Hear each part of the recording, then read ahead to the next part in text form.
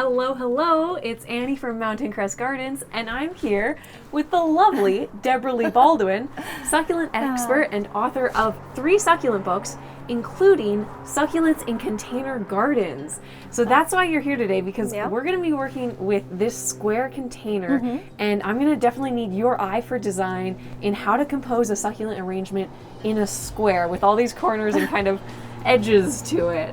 Well, there's something really appealing at the idea of taking geometric plants and putting them in a geometric pot. Yeah. And so the design, the shape of these semps, plus the fact that they have white tufts on them that repeats the white of the glaze of the pot, that really spoke to me.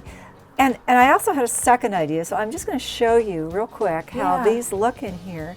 I'm going to put the semps cat-a-corner, and if we had 2 more semps, we could add them there. But we could also go with something, that is connected in color and in genus, the Adramyscus, and so that could be one arrangement. And you could even leave them in their pots to emphasize the square, or you could plant them directly into the pot. And so this pot already has the bonsai jack mix in it, which is nice and coarse and a good medium for them. Super gritty. Yeah, super gritty, super grit. But when I was thinking about the concept of squares and repeating squares, I couldn't help but think about the stacked crassulas, and I absolutely love stacked crassulas. And because we had cuttings of this crassula perforata, right? I think this was really going to work. Yeah. Just to put that, but I'm going to add some soil first. Yeah, just to give them something to land in and root into. And this looks like a bagged cactus and succulent mix. Pretty gritty. Yeah, just a nice cactus and succulent mix. So let's go ahead and here, Annie, I'll let you can make sure they all the while keeping in mind the concept of square and square, because that's our repetition. And mirroring the geometry. Exactly. All right. So that the design principle of repetition comes into play here with an aha moment of, that's a square, that's a square. That's really cool. And it tells people, or the viewer, something about the plants themselves, that there is such a thing as a stacked crassula. Yeah. And we have corymbulosa we can tuck down in there. So it's the idea of looking down on it and seeing them framed by the square is very, very pleasing. And I left room in the center. Well, I have several different kinds of stacked crassula, but I think I'm going to go straight to the baby's necklace, which I'm just going to gently plunk right in the middle, like that. And with time, this one's going to kind of they're age beautifully, I think. Yeah, I think so. I think it's just going to grow, because they do cascade, they do grow, but the whole time, it's that look of the square within the square. Okay. So we'll just settle those down in there. Some of these are cuttings. This little pot of baby's necklace is actually a pot full of rooted cuttings. All right. And then to just add a little extra to the arrangement, we could add maybe a few of, now that's not going to give us our square.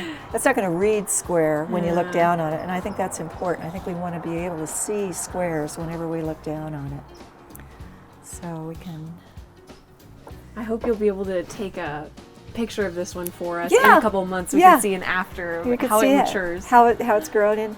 Yeah, and I love the idea that it's showcasing the stacked crassulas too, that this is something that, it's a conversation piece. I think that's one of the great benefits to succulents, is that they do spark conversation when you have guests. Okay, so now we have that planted, and we can zhuzh it up a little bit. Is that where the top dressings come in? Do that wiggle again. That was good. That's the top dressing shimmy. So I like the idea of adding a little something to it. We have We have 3 top dressings here that I think will work together. We may only want just the 2. So one good hint whenever you're using like a glass top dressing is to put white down first, so that the color stays true with whatever you add on top of it. Right, because this over soil would just turn out a little dark. Yeah, it would darken it. It just isn't going to have the same effect. And then you can add the top dressing pretty heavily if you do have some gaps down in there. And it will settle over time, so it kind of helps to make it a little bit heavy and a little bit thick. Yeah. So that when you're looking down on it, you see the white. And so now, I mean, we could stop here. We don't have to go a whole lot further and just shake it. So that now you're seeing, I could even add a little bit more, I think. You know, let's go for it. Let's have that just really nicely fill in those gaps, so that when we're looking down on it, we see white. We see not only squares within a square, but we also see white within a white pot. Yeah. Okay. So we could quit there. Now here's the downside to top dressing is you can't try it on. Ooh, that's very true, especially with the sand. Yeah, once you drop it in there, it's pretty much in there.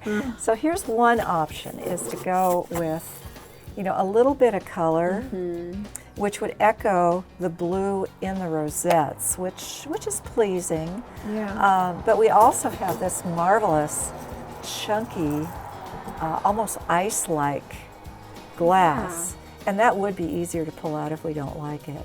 Ooh, yeah, it's very pale once it's in there too. Yeah, That's nice. I do like that. I like that it's angular. Oh yeah. Yeah, we're using angular top dressing, and it's got more bling to it than the crushed rock top dressing. So I think that's kind of fun. This is a very edgy arrangement. Yes, it is rather. It's contemporary.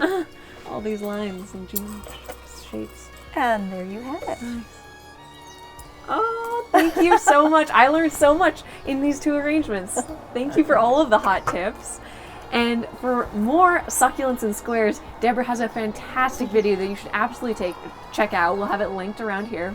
And feel free, if you like this kind of content, give us a subscribe and ring the bell on both our channels, because there's lots more to learn about these fabulous little succulents. Thank you so much for being here and helping Thank with you for this. asking me, Annie. I had fun. Oh, thank you. Happy succulenting.